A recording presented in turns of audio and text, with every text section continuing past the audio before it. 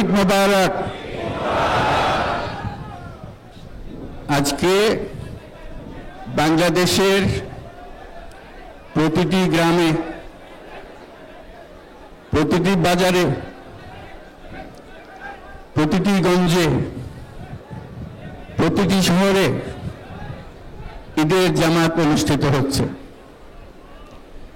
আমরা জাতির পক্ষ থেকে জামাতে যারা যেখানে শরীক হয়েছেন তাদেরকে ঈদ মোবারক জানাচ্ছি। একটু জোরে বলেন, তারা যেন সবাই শুনতে পায়। যারা ঈদের জামাতে শরীক হবার সুযোগ পাননি তাদেরকেও আমরা ঈদ মোবারক জানাচ্ছি, সেটাও জোরে ঈদ মোবারক দেন। আমাদের মা বোনেরা, মহিলারা যারা ঘরে আছেন তাদেরকেও আমরা জাতির পক্ষ থেকে ঈদ মোবারক জানাচ্ছি। আমাদের প্রবাসী শ্রমিকরা যারা বিদেশে আছে, সারা বছর কষ্ট করেছে, আজকে হয়তো ঈদের জামাতে যেতে পারবেন কিংবা যেতে পারবেন না, কিন্তু জাতির পক্ষ থেকে আমরা তাদেরকেও ঈদ মোবারক জানাচ্ছি। যারা বাংলাদেশিরা আছেন পৃথিবীর বিভিন্ন দেশে, জাতির পক্ষ থেকে তাদেরকে আমরা ভুলে যাইনি, তাদেরকেও আমরা ঈদ মোবারক জানাচ্ছি।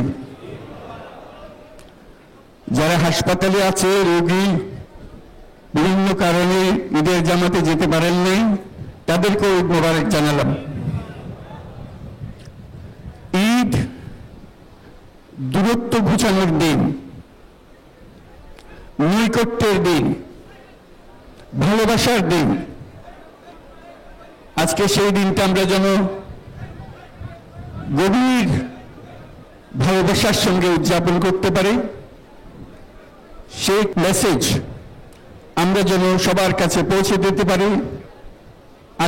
আজকে একটা অটুট ঐক্য গড়ে তোলার দিন, এবং আমরা স্থায়ীভাবে এই ঐক্য গড়ে তুলতে চাই। ঈদের জামাতের এটাই আমাদের কামনা। আজকে মোনাজাত হবে, মোনাজাতে আমরা অবশ্যই যেন স্মরণ করি, আল্লাহর কাছে প্রার্থনা করি আমাদের এই নতুন বাংলাদেশ গড়ার যারা সুযোগ দিয়েছে, যে বীর সন্তানরা আত্মাহুতি দিয়েছে, আল্লাহ যেন তাদের রূহের মাগফিরাত দেন, তাদের শান্তি দেন। আমরা তাদের মোনাজাতে সেটা যেন আমরা অংশ রাখি। আর মোনাজাতে যারা আহত হয়েছেন, যারা স্বাভাবিক জীবন থেকে বিচ্যুত হয়ে গেছে, এই দেশের জন্য নিজেদের স্বাভাবিক জীবন ত্যাগ করতে যারা বাধ্য হয়েছে, তাদের স্বাভাবিক জীবন যাপনের ক্ষমতা দেওয়ার জন্য, রোগমুক্তির জন্য আল্লাহর কাছে যেন আমরা প্রার্থনা করি।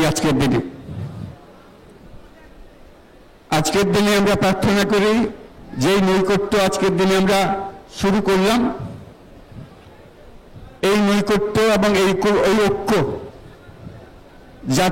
জাতির জন্য যেন স্থায়ী হয়, আমরা যেন একটা ঐক্যবদ্ধ জাতি হিসেবে সামনে এগিয়ে যেতে পারি। যারা আত্মত্যাগ করেছেন, যারা নতুন বাংলাদেশের স্বপ্ন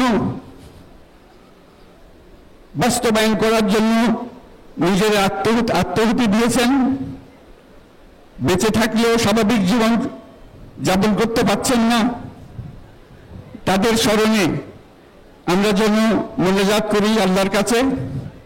আমরা অবশ্যই সেই স্বপ্ন বাস্তবায়ন করব।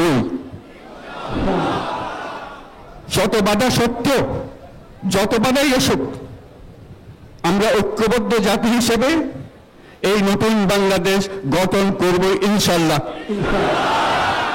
এই মোনাজাতটা আপনারা সবাই মিলে একসঙ্গে করবেন। ধন্যবাদ সবাইকে। ঈদ মোবারক সবাইকে।